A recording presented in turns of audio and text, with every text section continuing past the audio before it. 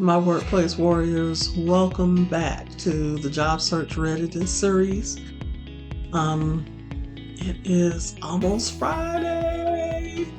Just a few minutes from, more than a few minutes, less than an hour from now, it will technically be Friday. Hopefully by then I'll be in the bed though, because I have to get up early in the morning for my Friday morning live. But wanted to stop by and with the continuation of our Job Search Readiness series, and this section or session is on references. And because I work in the human resources field, and I am one of those people who has to contact the top candidates and get them to give us references, I want to definitely talk to you about them, because I noticed that I think it's a possibility of one of two issues. Either some candidates don't want us to have their references, and that's why they either don't provide them when they create their candidate profile on our careers page for my current employer, or they take a bit of time to provide them when we reach out to say, hey, you're one of the top candidates or the top candidate, we need to check your references. So that is one scenario. Or it is that they are not prepared to provide us with references because they don't follow the job search wisdom and advice that you should always contact your references or people who you would like to serve as references for you before you need them, and keep that pipeline open, because of the fact that you never know when you may need to kick off a job search, and you don't need to be reaching out to people at the last minute. They hadn't heard from you in years, and then you're calling trying to make them remember you because you now need to kick off a job search. Or the other could be that they're having a hard time getting references. I thought about this third one. I should have said one of three reasons. So the third possibility is that they're having a hard time getting quality references, professional references, because they do not exercise sound work ethic on the job, and or they are not following policies or don't provide high quality work.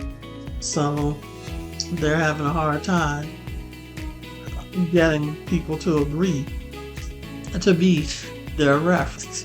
But regardless of what the issue, the reasoning is, I want to stop by this evening or today to say, get your references together and know the difference between professional and personal references, and why employers prefer one over the other. So first of all, when an employer asks you for references, just know that usually 3 solid references usually will be a really good showing or really good evidence of proof that you have a solid work ethic, that you produce good work, you also follow policies and procedures. Also, who is going to provide a reference who is going to say something bad about us anyway? That is just not going to happen. But every now and then, you have a reference who is really honest. Like, for instance, one of the questions we ask is, Is there any area, what is one area that if you recommended this person to grow in or develop their skills further in, what would that be? Now, a lot of people, lie and say nothing. And that's a lie. I don't care who you're talking about. The only person the only living being who is perfect is Jesus Christ. No mortal man or woman is perfect. So that means that we all have strengths and opportunities for improvement. And there's nothing wrong with that. But we don't expect for you to provide us with references who will say anything negative about you.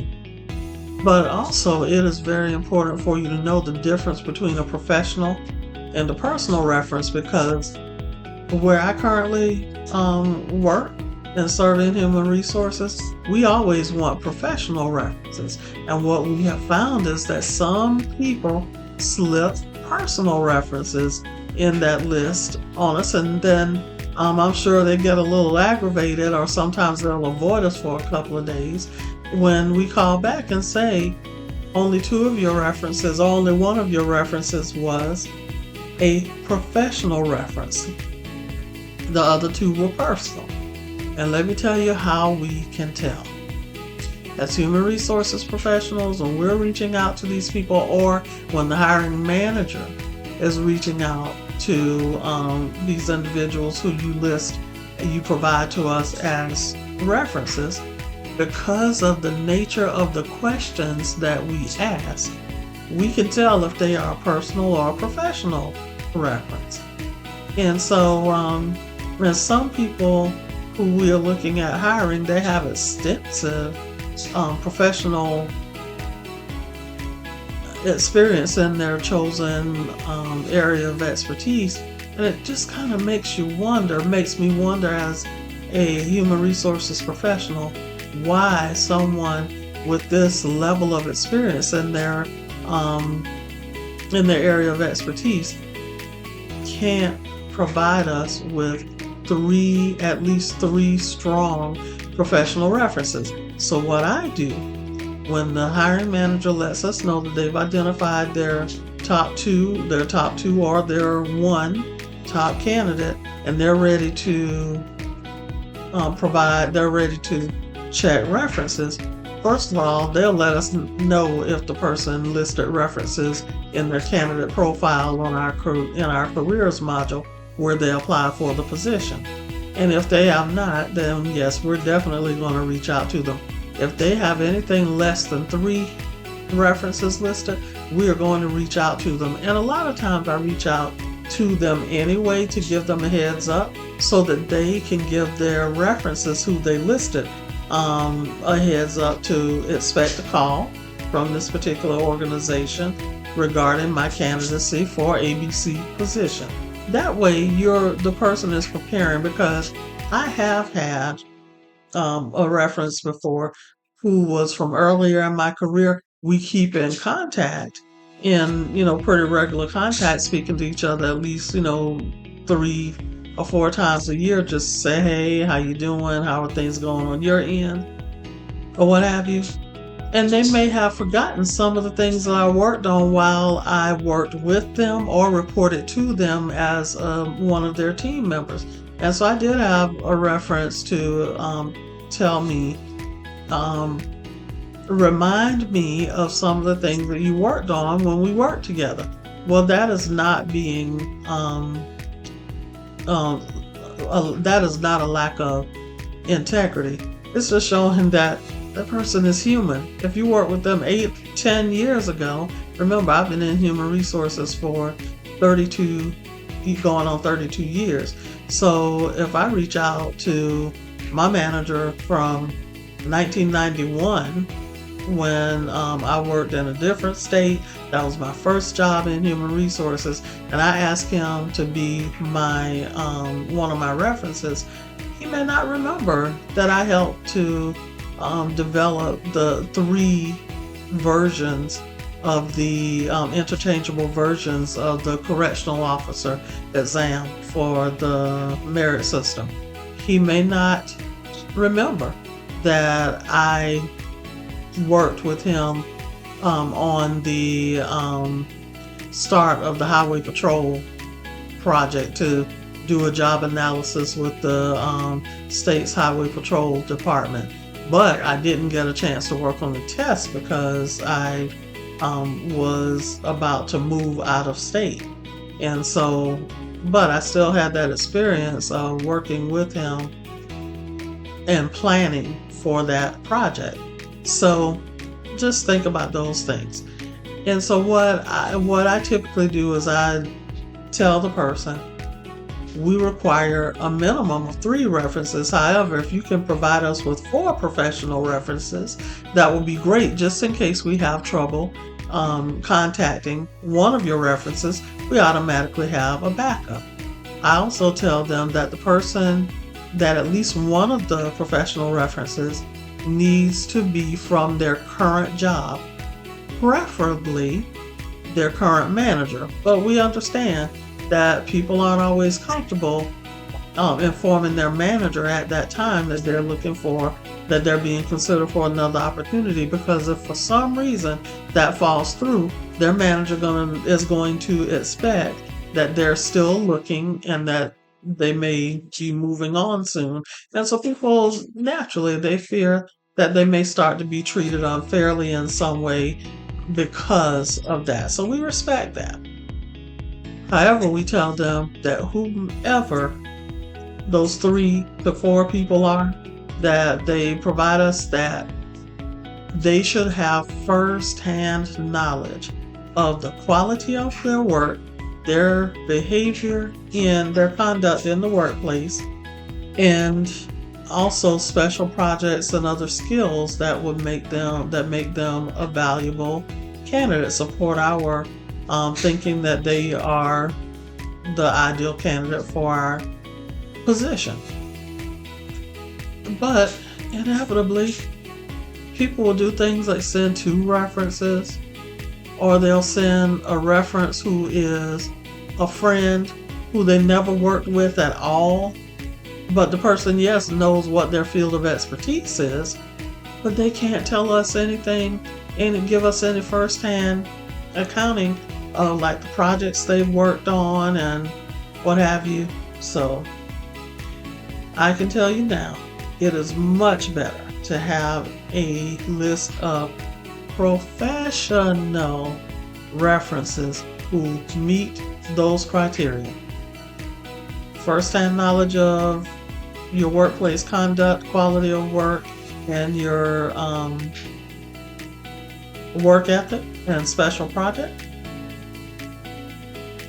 Maybe a former manager or a supervisor, or a client who you had to provide services for or support. Even a coworker who has worked with you on projects, who can let us know if you carry your end of, if you uphold your end of responsibility, sorry about that, when you work on projects with them. And a personal reference is typically going to be someone who can say that you're a nice person, you're an honest person. Yes, she works in human resources, but I've never worked side by side with her, or I've never reported to her, or she has never reported to me. I have never worked on a special project with her. Now, the good thing that maybe a personal reference may be able to say regarding projects is if you tend to have a personality of being dedicated, being organized, being deadline oriented or task oriented, those are good things that can, flow over in sort of touching on the professional reference realm. But that personal reference who has never worked with you on a job or as a business partner or what have you, their reference is not going to carry as much weight because they just don't have the level of knowledge about your on-the-job performance as someone who has worked side by side with you on projects day in and day out, and have a strong observation or strong ability to provide a very, how can I say it, substantive observation of your work habits. So just keep that in mind. And ideally, I would recommend that maybe you have 4 professional references and maybe 2 or 3 personal references. And you can list them on the same page, but do a heading, 1 column for professional and 1 column for personal.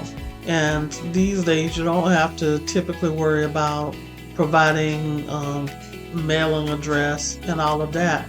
Typically you can provide their first and last name, if they have a PhD, an MD, if they're an attorney, and especially if you are in that same field of expertise, it would help if you also have at least 1 or 2 people who are in that same area of expertise as well.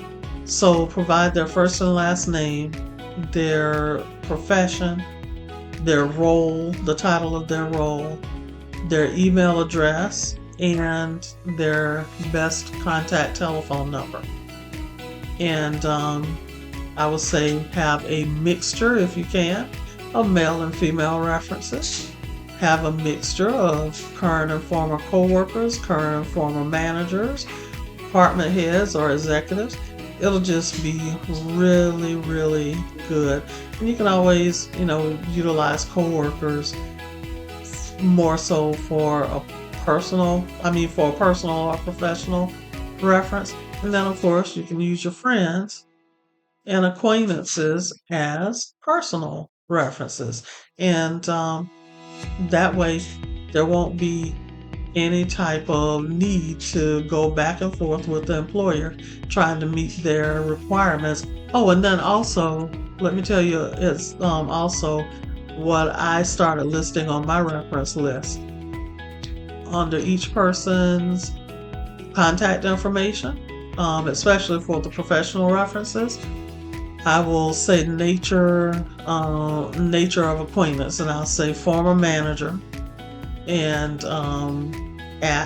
and I may list the name of the organization that we work together at, and then also years known or years acquainted, and list those years. And then that way, that hiring manager or human resources or the recruiter knows that how long you all have known each other, and they have that at a glance information on how you all became connected so professionally.